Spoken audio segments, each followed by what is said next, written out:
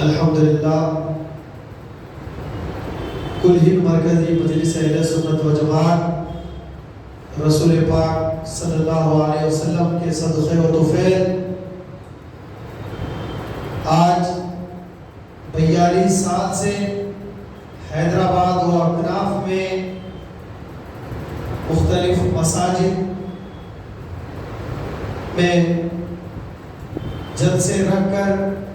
اہل سنت و جماعت کے عقیدے کی ترویج و تبلیغ کا کام کرتی ہے۔ محرم الحرام کے مہینے میں 10 روزہ جلسے امام علی مقام سید الشہداء سیدنا امام حسین علیہ السلام و شہداء کربلا رضوان اللہ تعالی علیہ مجمعین کے 10 روزے جلسے مختلف مساجد میں منعقد کر امام حسین علیہ السلام کا مقام و مرتبہ، آپ کی شان و عظمت بیان کرتی ہے۔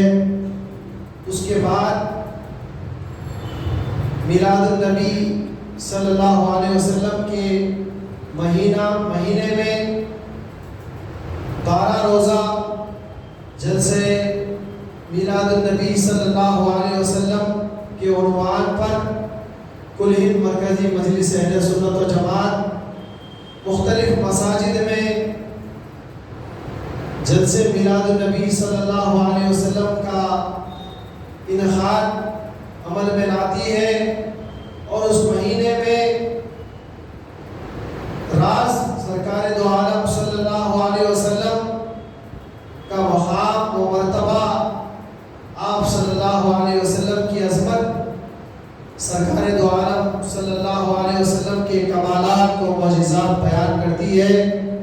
اور اہل سنت و جماعت کے عقیدے کی ترویج اور تبلیغ کا بھی کام کرتی ہے۔ میلاد النبی صلی اللہ علیہ وسلم کے مہینے کے بعد ربیع الثانی کا مہینہ آتا ہے، جسے حیدرآباد میں دستگیر کے مہینے سے بھی لوگ جانا کرتے ہیں، اور پیران پیر کا بھی مہینہ کہتے ہیں۔ ہم پیران پیر کے اس مہینے میں کل ہند مرکزی مجلس اہل سنت و جماعت 11 روزہ جلسہ فیضان حضور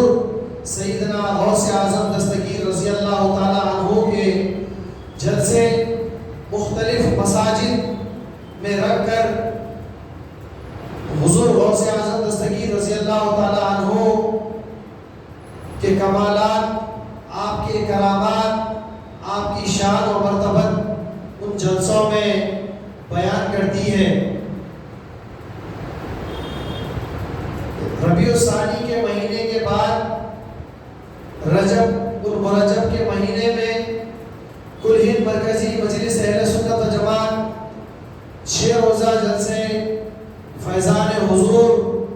سیدنا خواجہ غریب نواز رضی اللہ تعالی عنہ کے مختلف مساجد میں منعقد کر حضور خواجہ غریب نواز رضی اللہ تعالی عنہ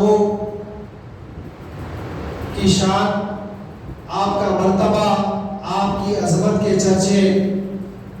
بیان کرتی ہے، اور حضور خواجہ غریب نواز رضی اللہ تعالی عنہ آپ کی تبلیغ دین کا چرچے ہم ان جلسوں میں کرتے ہیں۔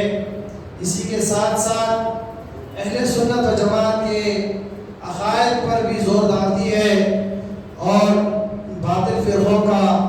رد بھی کرتی ہے۔ رجب المرجب کے مہینے کے بعد جمادی الاخر کے مہینے میں سیدنا ابوبکر صدیق رضی اللہ تعالی عنہ کی افضلیت کے عنوان پر 8 روزہ جلسے مختلف مساجد میں رکھ کر کل ہند مرکزی مجلس اہل سنت و جماعت خلیفہ اول بلا فصل امیر المومنین حضرت سیدنا ابو بکر صدیق رضی اللہ تعالیٰ عنہ کا مقام و مرتبہ قرآن و حدیث کی روشنی میں جیسا بتایا گیا ہے وہ اہل سنت و جماعت بیان کرتی ہے، اور ہمارا عقیدہ یہ ہے اہل سنت و جماعت کا کہ سرکار دو عالم صلی اللہ علیہ وسلم کے بعد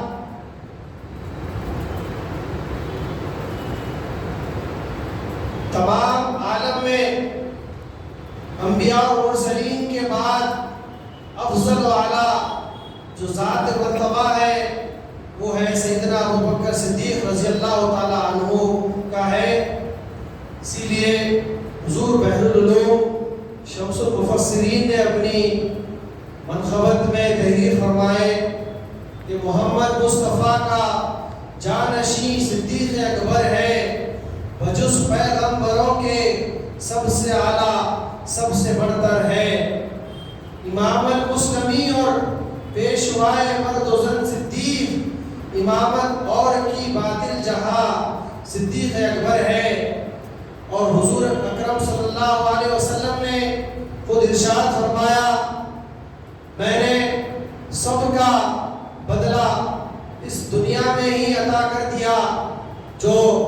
سرکار دو عالم صلی اللہ علیہ وسلم کے ساتھ اس نے سلوک کیے صحابہ اکرام۔ سرکار نے یہ فرمایا کہ سوائے ابو بکر صدیق رضی اللہ تعالیٰ عنہ کے میں نے سب کا بدلہ ان کو عطا کر دیا۔ آپ اندازہ لگائیں سیدنا ابو بکر صدیق رضی اللہ تعالیٰ عنہ کی شان و مرتبہ کا کہ سرکار دو عالم صلی اللہ علیہ وسلم نے فرمایا کہ کل بروز قیامت اللہ رب العزت سیدنا صدیق اکبر رضی اللہ تعالیٰ عنہ کو ان کی جزا عطا کرے گا۔ تو اہل سنت و جماعت کا عقیدہ یہ ہے کہ تمام انبیاء اور مرسلین کے بعد جو افضل و اعلیٰ شخصیت ہے وہ ہے سیدنا ابو بکر صدیق رضی اللہ تعالیٰ عنہ۔ اسی طرح ہم ترتیب سے تمام صحابہ اکرام کو مانتے ہیں، جیسا کہ سیدنا عمر فاروق رضی اللہ تعالیٰ عنہ، عثمان غنی رضی اللہ تعالیٰ عنہ، حضرت سیدنا علی مرتضیٰ کرم اللہ وجہہ رضی اللہ تعالیٰ عنہ۔ جمعے کے خطبوں میں بھی ہم سنتے ہیں یہ ترتیب، سیدنا ابو بکر صدیق رضی اللہ تعالیٰ عنہ کا نام ہم پہلے لیتے ہیں، اس کے بعد حضرت سیدنا عمر فاروق رضی اللہ تعالیٰ عنہ، حضرت سیدنا عثمان غنی رضی اللہ تعالیٰ عنہ، حضرت سیدنا علی بن ابی طالب کرم اللہ وجہہ رضی اللہ تعالیٰ عنہ۔ یہ ہمیں بزرگان دین نے بھی اپنی کتابوں میں تحریر فرمایا، ان کی کتابوں سے بھی ہمیں یہ عقیدہ ملتا ہے۔ اس عقیدے پہ ہمیں گامزن رہنا چاہیے۔ جمادی الاخر کے مہینے میں جلسوں کے بعد شعبان المعظم کے مہینے میں کل ہند مرکزی مجلس اہل سنت و جماعت سراج امت پیشوائے ائمہ امام اعظم ابو حنیفہ رضی اللہ تعالیٰ عنہ کے 8 روزہ جلسے مختلف مساجد میں منعقد کر آپ کی شخصیت، آپ کی شان و آپ کی عظمت اور آپ کے کمالات و کرامات بیان کرتی ہے۔ جیسا کہ آپ دیگر جلسوں میں آفتاب خطابت سے سماعت فرمائے ہیں کہ امام اعظم ابو حنیفہ کون ہے اور امام اعظم ابو حنیفہ کا اسم گرامی کیا ہے۔ امام اعظم ابو حنیفہ رضی اللہ تعالیٰ عنہ آپ تابعی ہیں، آپ تابعی میں سے ہیں۔ آپ کا نام نعمان بن ثابت اور آپ کی کنیت امام اعظم ابو حنیفہ ہے، تو آپ ان جلسوں میں اگر تشریف لائیں گے تو آپ کو اندازہ ہوگا، آپ کے علم میں اضافہ ہوگا اور آپ کے معلومات میں اضافہ ہوگا۔ اب آپ دیگر مقررین سے امام اعظم ابو حنیفہ رحمۃ اللہ علیہ کی شان و مرتبت سماعت فرمائیں گے اور آفتاب خطابت کا بھی خصوصی خطاب ہوگا۔ میں پھر سے ایک مرتبہ گزارش کرتا ہوں، میری آواز جہاں تک بھی جا رہی ہے، جو حضرات باہر ہیں اندر تشریف لا لیں، جلسے کا آغاز ہو چکا ہے۔